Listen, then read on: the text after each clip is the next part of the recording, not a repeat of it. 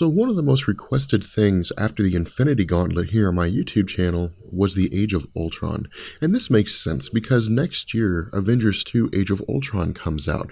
Now the one thing that you guys also need to keep in mind is that Avengers 2 Age of Ultron is only using the name. It's not going to be based around the story of Age of Ultron for a few reasons. One, because the Age of Ultron story largely revolves around the actions of Susan Storm and Wolverine, neither of which Marvel has the rights to within the realm of making movies.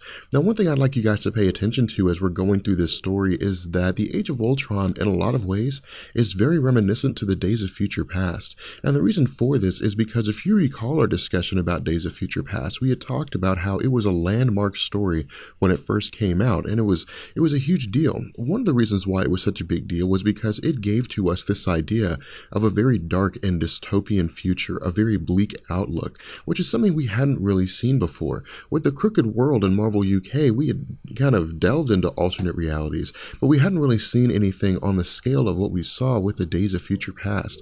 And so we had talked about how that story would influence other stories for generations to come. And the Age of Ultron is a perfect example of that.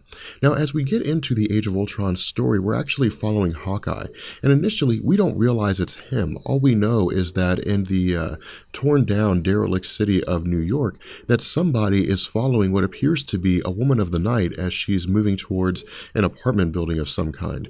And what we see going on here is that it appears a few individuals have noticed her, and they ask her what it is that she's doing here. And Hawkeye takes this time, this moment in which they're distracted, to attack them, to kill both of the guards using his precision aim and his arrows. Now, this is a very big moment for Hawkeye, not necessarily because he's killing these guards, but because we start the story off with Hawkeye. Hawkeye in Marvel Comics had largely been relegated to a background character. One of the more notable stories involving him was the House of M and Avengers Disassembled, but again, this is one of the first times that we actually see Hawkeye being broken out as a main stage character within a Marvel storyline.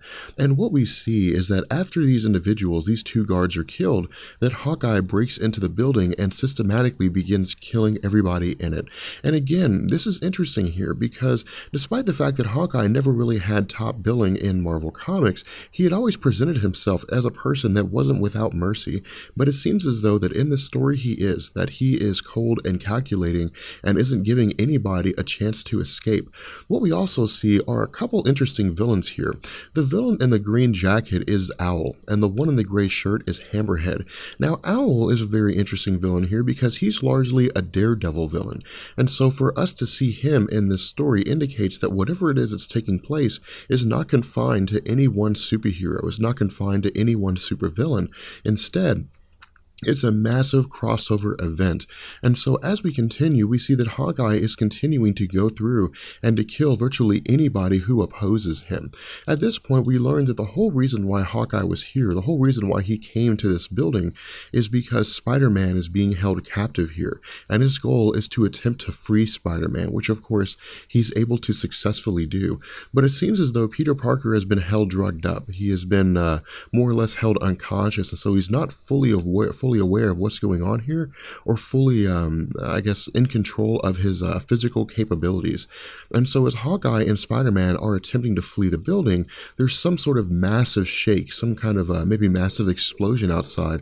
We're not really sure what it is, but the entire building is shaking all around them.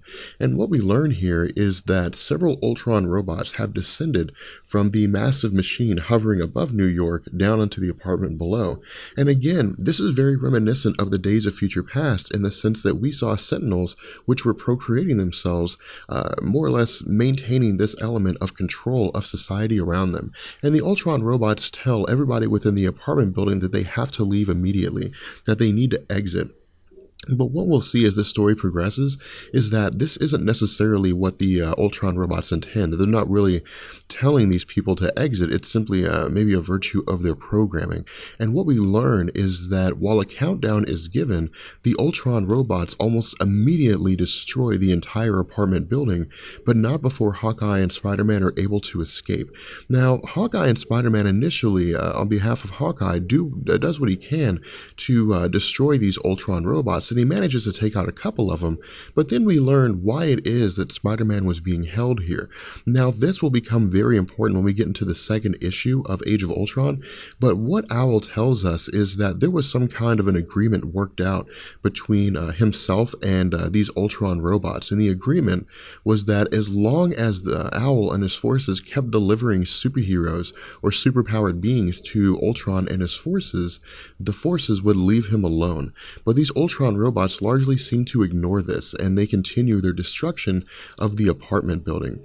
Now from here, we follow Hawkeye and Spider-Man as they attempt to go underground below Central Park through the sewer system. But almost immediately after they arrive in the underground in the sewer system, they're ambushed by Luke Cage and She-Hulk. And Luke Cage tells Clint Barton that he was told not to return, that when he said he was going to leave, that he needed to stay gone. But Hawkeye says that his entire motivation here was to rescue Spider-Man, to bring Spider-Man back.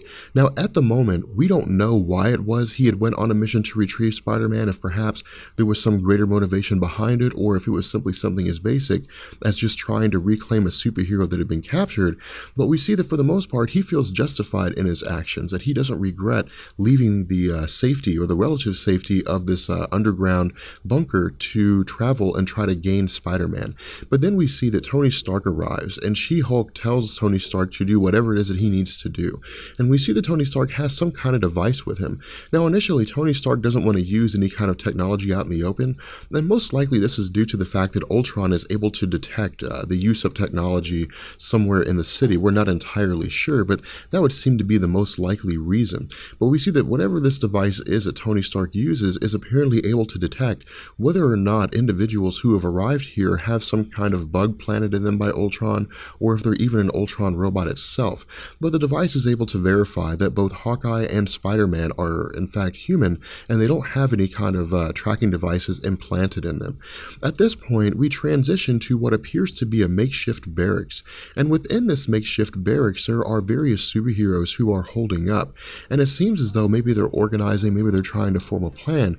But as the conversation progresses between Hawkeye and Iron Man, we learn that there is no plan, that there really is no idea here in terms of what the next step should be, and that the reason why is because the one person they're counting on to help them make a plan, the one person they're counting on to help them figure out what they should do next, is huddled in a corner crying with Captain America's shield completely shattered. With that being said, we're going to go ahead and bring this video to an end. I hope you guys enjoyed it. If you did, let me know, and I will catch you guys later. Peace.